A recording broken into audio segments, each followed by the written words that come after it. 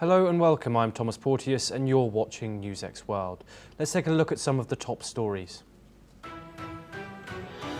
6 more Palestinians have died of starvation and malnutrition in Gaza, raising the toll to 175, including 93 children. The humanitarian crisis deepens as Egypt prepares to deliver fuel to the enclave, while Israeli fire kills 40 more people, some trying to reach aid hubs. The Palestine Red Crescent Society accused the Israeli forces of attacking its headquarters in Gaza, killing 1 worker and injuring 3 others. The organisation described the early Sunday attack in Khan Yunis as deliberate, with the facility clearly marked for the Israeli military. A Russian missile strike on Molayav in southern Ukraine injured at least 7 people and damaged dozens of homes and civilian infrastructure. 2 of the injured were hospitalized after the late Saturday attack, according to the regional governor. Iran's commander-in-chief stated that threats from Israel remain, stressing the importance of taking every threat seriously. This comes after the Israel-US strikes on Iranian nuclear facilities in June and Tehran's retaliatory missile and drone strikes.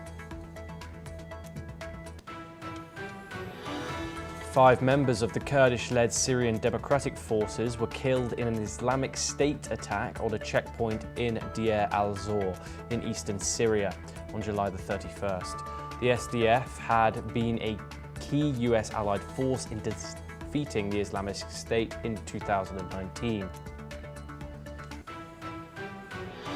Renewed sectarian clashes in Syria's Druze-majority Sweida province killed at least 4 people on Sunday, according to a war monitor. This is the first deadly incident in the region in recent times. Gunmen have kidnapped more than 50 people in a mass abduction in Sabon Garin, Damri in Zamfara state in Nigeria. This attack is the latest in a region struggling with gangs that kidnap for ransom, loot villages and demand taxes. Israeli Prime Minister Benjamin Netanyahu expressed profound shock over videos showing 2 emaciated hostages in Gaza. The European Union also condemned the clips and called for the immediate release of all remaining hostages.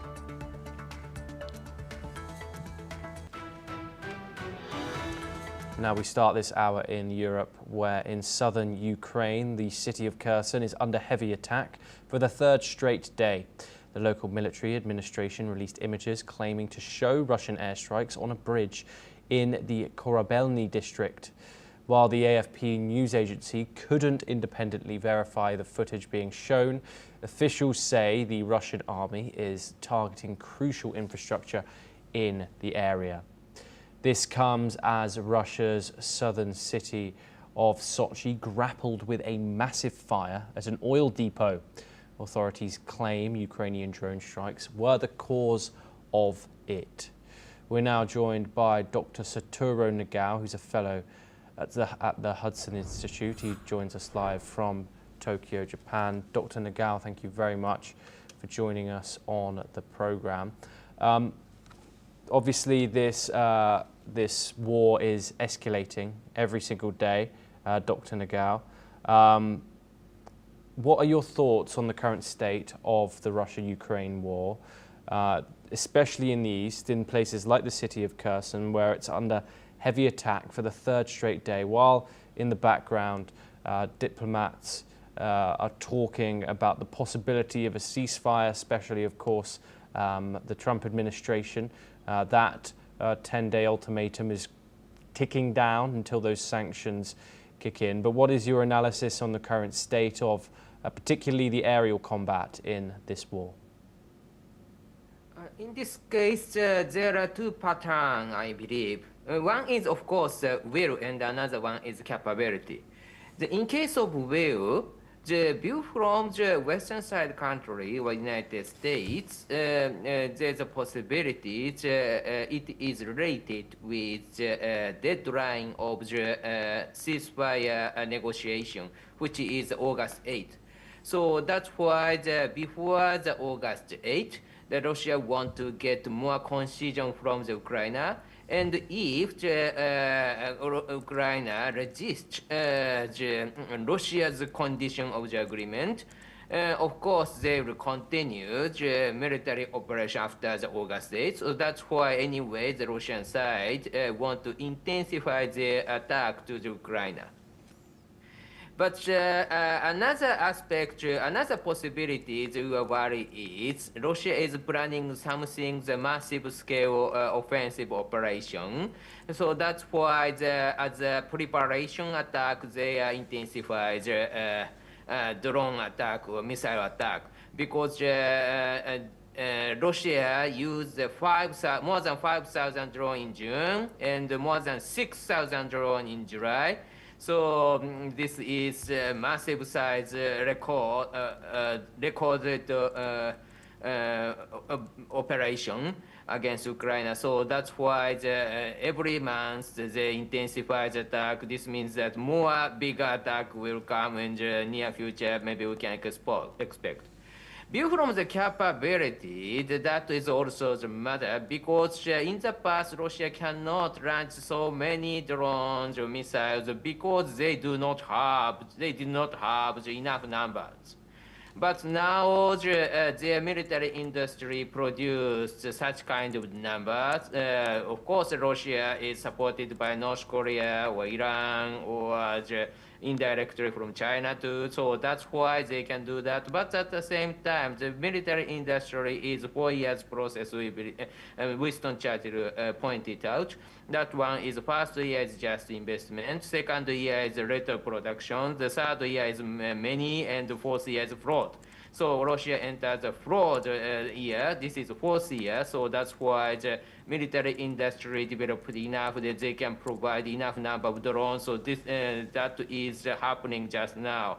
So view from these will and capabilities, we were worried we need to prepare is if August 8 is gone, and Russia gave up to negotiate completely. In this case, Russia will intensify the military operation more. That is worst case scenario. Yes. But at the same time, is it possible? Is also a matter of concern because the Ukrainian side prepared the defense enough, and so that's why indeed Russia's plan will fail. That is also we can expect. Thank you. Yes, thank you very much, Dr. Nagao, for joining us on the programme. We here on NewsX World will continue to bring you all updates in regards to the ongoing Russia-Ukraine conflict. But for our next story, we head to the Middle East, where Belgium announced on Wednesday that it will join a multinational operation coordinated by Jordan to airdrop aid into Gaza.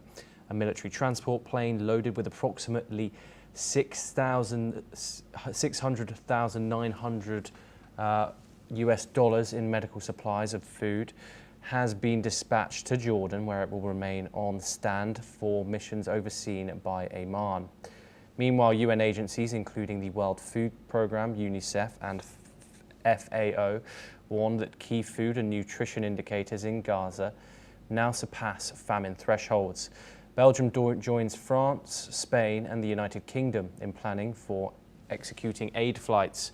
Foreign Minister Maxime Pavot described the airdrops as a first step, urging that they must not replace urgently needed land access. He called on Israeli authorities to open road crossings as quickly as possible. We're now joined by Noor Al-Shana. She's a Palestinian journalist and she joins us live from Gaza. Thank you very much, Noor, for joining us on the programme here on NewsX World. We've had a reported 6 more Palestinians that have died today of starvation and malnutrition. That brings the total up to 175.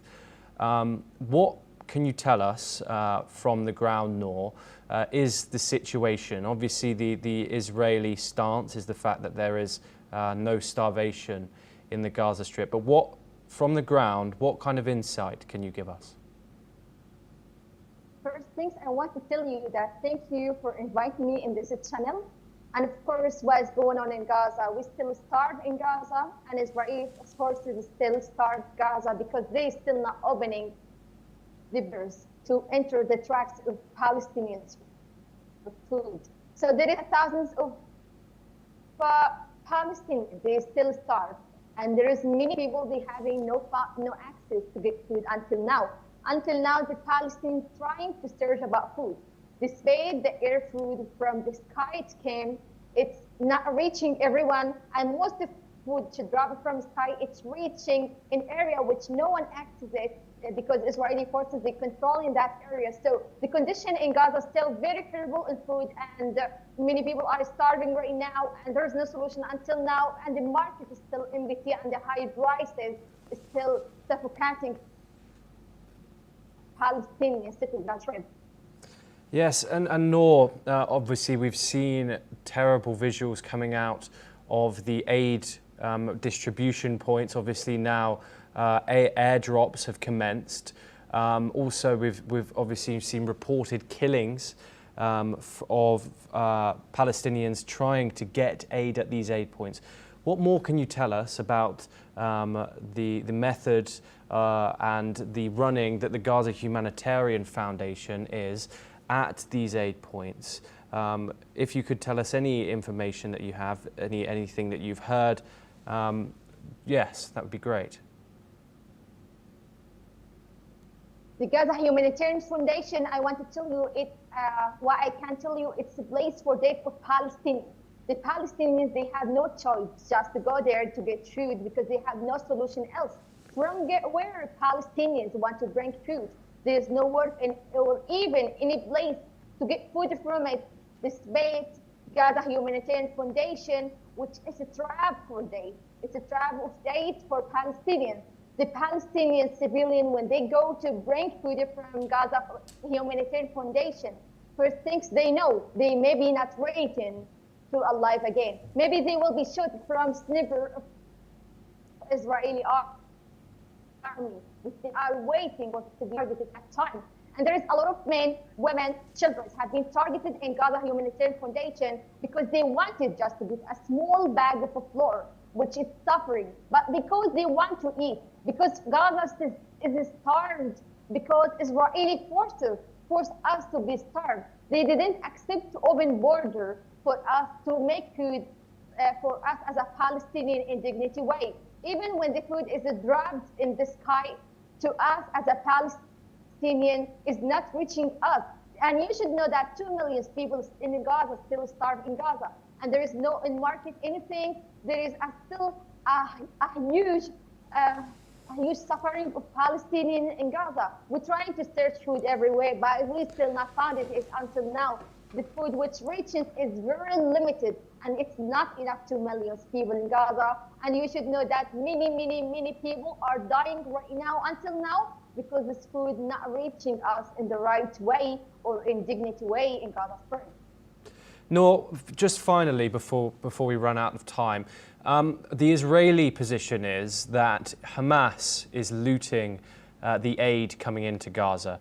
The Israeli position is that Hamas still has a hold on Gaza. How much influence does Hamas have on the Gaza Strip? And do you hear about Hamas looting aid? You mean about the stealing of aid in Gaza? Yes. And they are telling Hamas to steal it? Yes. So I want to tell you one thing. There is no Hamas steal food. The people who steal food, that there is a people hungry, they stop the track sometime because they are hungry. They wanted to eat. Because Israeli forces, they are sending just 10, 11. It's not enough to millions people. But about Hamas steal the food is not true. This is not a true information. Actually, who get that citizen like us, but many people here are trying to steal it because they have no solution to do this. Because actually Gaza still starves, and who will steal some food, they will starve, survive in this site, you know? And the people who always become in the night or sometime when the food try to enter, some people, there's a group of people, we don't know who they are actually, are controlling an aid. We don't know they are from where, but it's not Hamas. This is from Palestinians, the group which they are starved. But unfortunately, the food which came Gaza is not very much. It's very limited. It's not enough anyone.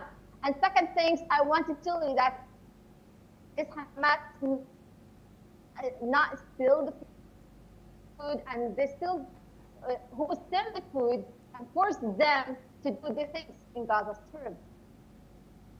Yes, Noor Al-Shana, thank you very, very much for joining us on the programme. Pleasure having you on. We now move on once again and stay in the region where renewed sectarian clashes have erupted in Syria's Druze-majority Sweida province, killing at least 4 people, including 3 Syrian security personnel and a local fighter. This marks the first deadly violence since last month's ceasefire, which followed a week of intense fighting that left over 1,400 dead. According to the Syrian Observatory for Human Rights, clashes broke out at the Tal Hadid and Tal Tharla, with government forces shelling Druze positions. Damascus blames Druze factions for violating the truce, while locals accuse the government of blocking roads and imposing a siege.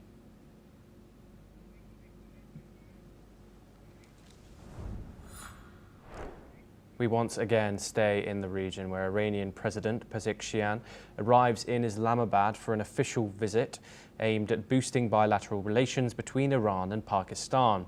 The trip is set to focus on enhancing cooperation in trade, energy and regional security. Leaders from both countries are expected to hold talks on strengthening diplomatic ties and addressing shared challenges in the region. Pakistani officials welcome the visit as a step towards deepening partnership and collaboration. This is what Pakistan's Prime Minister Shehbaz Sharif has said. उनमें जो इस्राईल ने बगैर किसी वजह के, बगैर किसी ठोस कॉज के जो ईरान के खिलाफ जारियत की, मैं नहीं, मेरी हुकूमत ने नहीं, बल्कि पाकिस्तान की 24 करोड़ आवाम ने उसकी भरपूर मजम्मत की और मैं समझता हूँ कि कोई जवाब नहीं था इस जंग का. As Iran's military commander-in-chief Amir Hatami warns of persistent threats from Israel and stresses Iran's readiness to respond to any aggression, Iranian President Pezeshkian arrives in Islamabad for the official visit. The trip comes amid heightened regional tensions following recent strikes on Iranian nuclear facilities by the United States and Tehran's retaliatory missile and drone attacks. This is what the Iranian President Pezeshkian had to say. خوشبختانه اهتمام جدی و مشترک برای تعمیق مناسبات و توسعه همکاری‌ها در همه ابعاد و زمینه‌ها وجود دارد. باور عمیق من این است که به راحتی و در زمان کوتاه می‌توانیم حجم روابط تجاری خود را از 3 میلیارد دلار کنونی به هدف 10 میلیارد دلار پیش بینی شده. Both nations are expected to discuss shared challenges, including the ongoing instability fueled by conflicts in the region. Pakistani officials view the visit as an opportunity to deepen partnership and collaboration in the face of evolving security dynamics. We're now joined by Jajit Bachara, who's an economist and finance expert. He joins us live from New Delhi. Thank you very much for joining us, Jajit. What more can you tell us about this relationship between Islamabad and Tehran, and also the geopolitical implications for the region? It's a pretty strange relationship that we see evolving, because to begin with, the current trade is about $3.1 billion and they are looking at expanding it to $8 billion. So trade is good. However, in the backdrop that they had a short conflict where the Iranians actually bombed the Pakistanis and the Pakistanis counterattacked, although it stopped very quickly, but there was a hot conflict.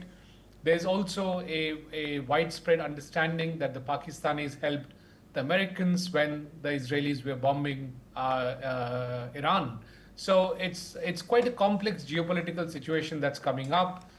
Clearly, the Americans were supporting the Israelis in their attack on Pakistan, which the Pakistani counterpart was just talking about.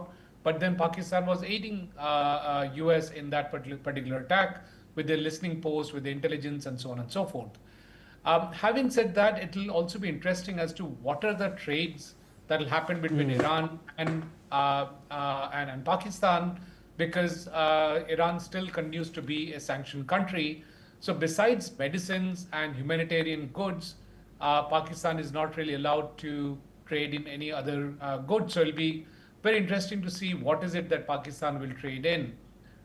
In addition, most of the trade right now, out of the $3 billion we're talking about, is largely skewed towards Iran exporting most of the goods to Pakistan, and Pakistan has very little of exports going from Pakistan to Iran. So it's a very skewed basket. So it'll be interesting to see how they take care of all these challenges, which is a geopolitical challenge, the existing trade structure, and the OFAC regulations.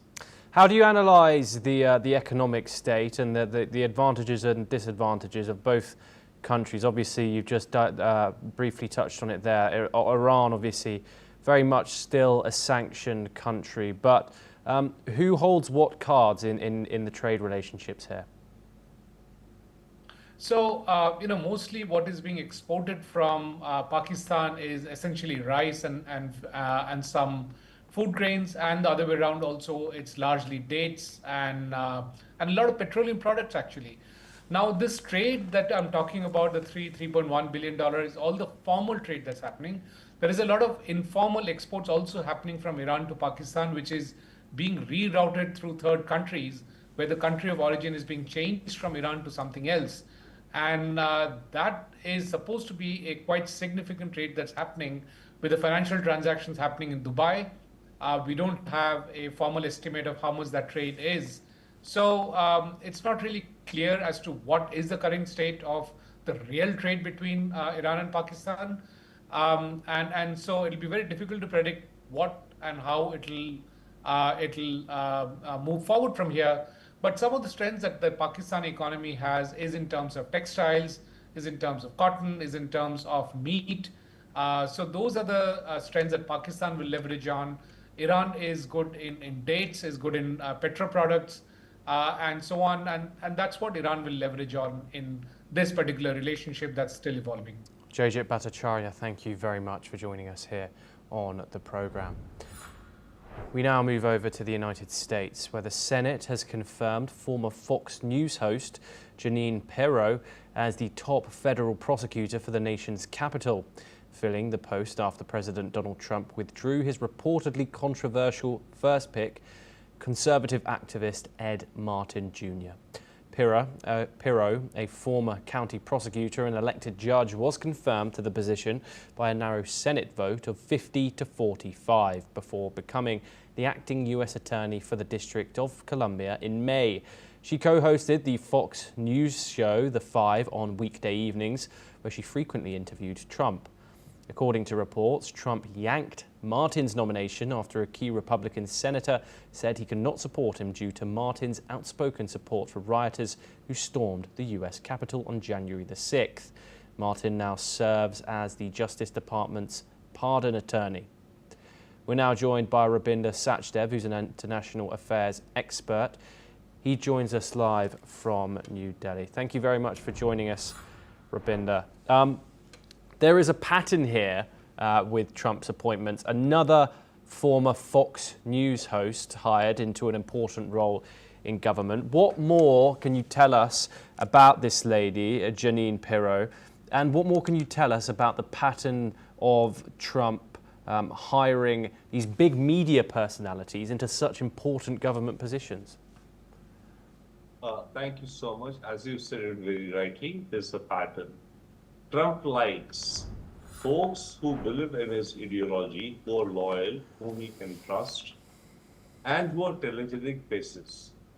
You have Pete Hegseth, the defense secretary, who was a Fox commentator on defense issues and was usually vocal about the MAGA agenda. He is in the cabinet. So there is nothing new in this. What Trump is doing is that establishing, hosting, institutionalizing his loyalists, his trusted folks, so far whom he thinks go with his ideology, who are smart, telegenic looking, into positions. That's the trend we are seeing all over. Now, Pero, yeah, sure, it's an important, position being in Washington, D.C. There's several cases which come to the Washington, D.C. federal courts.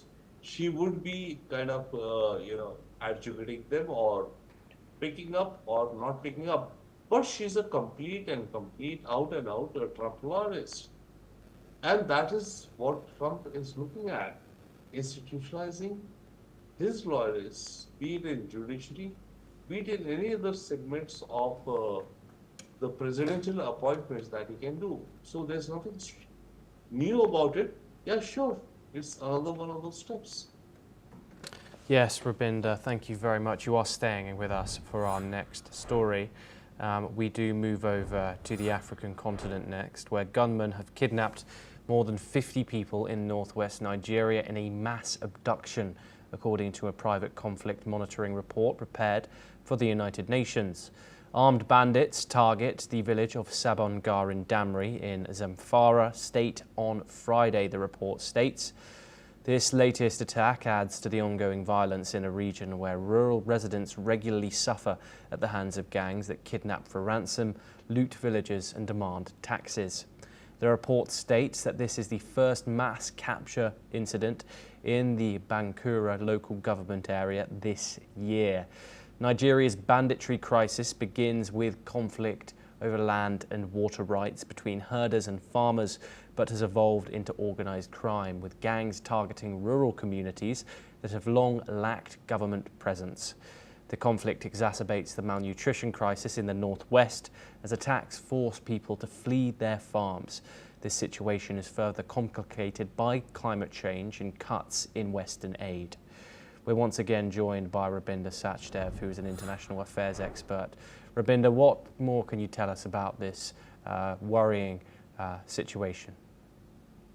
Well, thank you so much. All I would say is that Nigeria, with a population of about, I think, 23 or 230 million odd folks, is the largest populated country in Africa. And it is, I would not say a failed state. Yeah, I think folks call it a failed state now. It is facing immense pressures within the country, ethnic splits in the north. The particular incident we're talking right now, I think happened in the north of Nigeria. Kidnappings is one thing. Kidnapping for money is one thing. On the other hand, your audiences would remember Boko Haram. Kidnappings or killings for religious reasons is another aspect. And a failure overall of the Nigerian state. I think Nigeria, if you were to see the reports of what's happening in Nigeria, can be qualified or described as a failing state. Unfortunately, given the fact that it is the largest state in Africa, it has history of, holding the state together, but right now what we're seeing is totally, there is Islamist insurgencies, there are kidnappings, there are gangs and bandits and kidnappings and criminal networks and huge corruption. So that is the state of Nigeria, the perception and the reality it seems now, what we see. And this latest incident highlights that even more. Very unfortunate. Yes, Rabinda Sachdev, thank you very much for joining us on the programme. Pleasure having you. We now once again turn to Europe when in a monumental gathering in Rome, Pope Leo presided over a final mass attended by over 1 million young people, marking the climactic moment of the week-long Jubilee of Youth.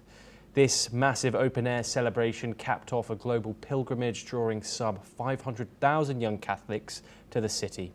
Organisers reported 800,000 participants at Saturday night's twilight vigil just outside Rome, while by Sunday the Vatican confirmed attendance had swelled to 1 million. Many slept in tents, sleeping bags or mats in the field overnight, awaiting the Sunday Mass. Let's listen in to what Pope Leo XVI had to say. In communion with Christ, our peace and hope for the world, we are closer than ever to young people who suffer the most serious evils, which are caused by other human beings. We are with the young people of Gaza.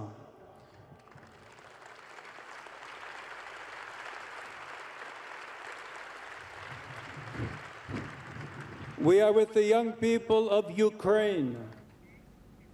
Music from a choir, a towering cross and 450 bishops alongside 700 green-robed priests framed the Golden Arch stage for Leo's liturgy. The Youth Jubilee was declared by Pope Francis during World Youth Day in Lisbon in 2023 and follows a 25-year gap since John Paul's last similar youth gathering in Rome. This is what a pilgrim had to say. Papa Leone l'abbiamo visto alle prime armi, secondo noi si sta prendendo cura di noi giovani. Adesso è stato il suo primo banco di prova, ma ci sentiamo abbastanza soddisfatti. Molti richiami alla pace, che è un tema che a noi giovani sta molto a cuore.